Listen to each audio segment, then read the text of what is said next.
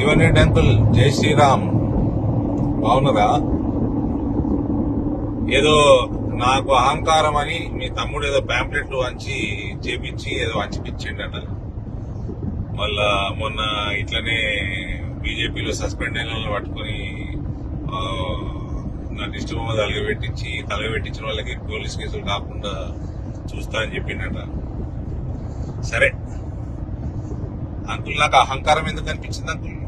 మీరు ఎక్కడ కనబడ్డా నాకు జగిత్యాలు వచ్చినప్పుడు కానీ ఏడ కనబడ్డా అందరి ముందర మీకు పొంగి ఆశీర్వాదం తీసుకుంటా మీ దగ్గర. అందుకని అహంకారం అనిపించింది.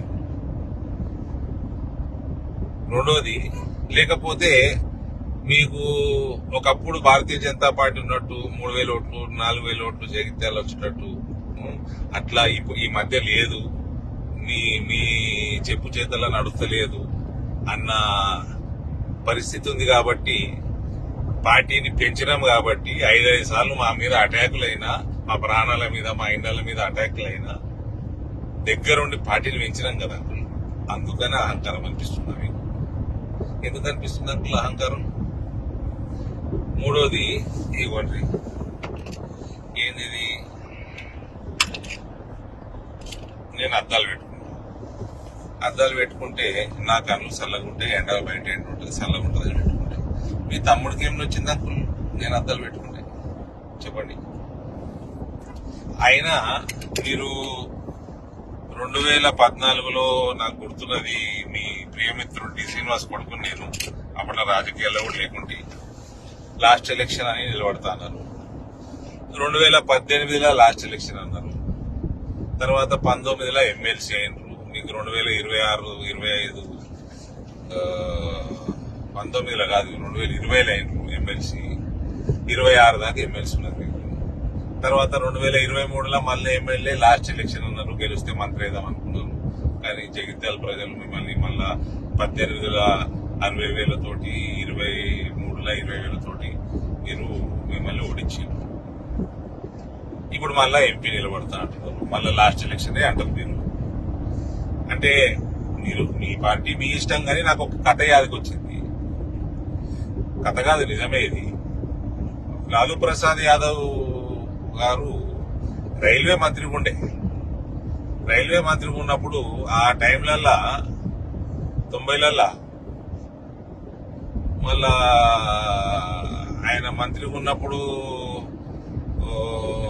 నేషనల్ ఫ్రంట్ గవర్నమెంట్, తర్వాత యూపీఏ గవర్నమెంట్ లో వివిధ పోర్ట్ఫోలియోలలో ఒకసారి రైల్వేస్ చేసేట డేట్ కరెక్ట్ లేదు. కానీ అప్పట్లో బాగా దొంగతనాలు అవు రైళ్లలో.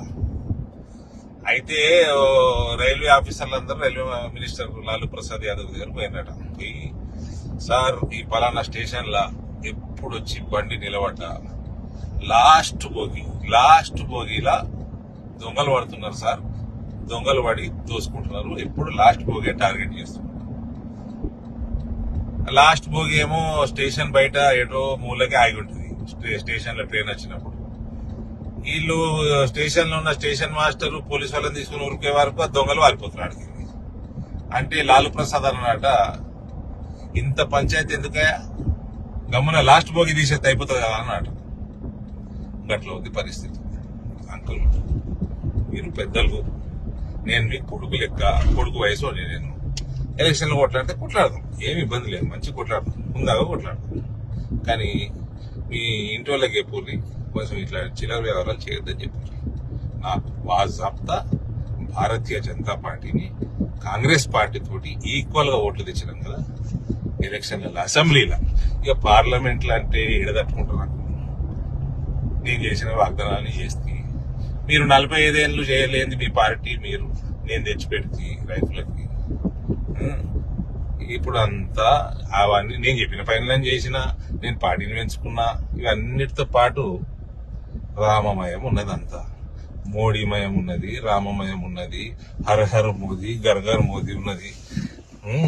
ఇవన్నీ కలిసి వస్తే మీకు బాధ.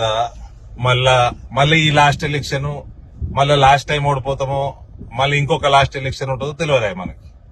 కాబట్టి ఇవన్నీ వద్దు. మీరు పెద్ద మనుషులు, మీరు మమ్మల్ని ఆశీర్వదించాలి.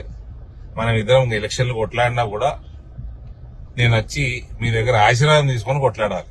ఎట్లా హుందాగా చేసుకోవాలి రాజకీయాలు. వినరా అంకుల్, మీ తమ్ముడికి ఎప్పుడు తీసారా ఈ చిల్లర పనులు పని చేయమని చెప్పారు.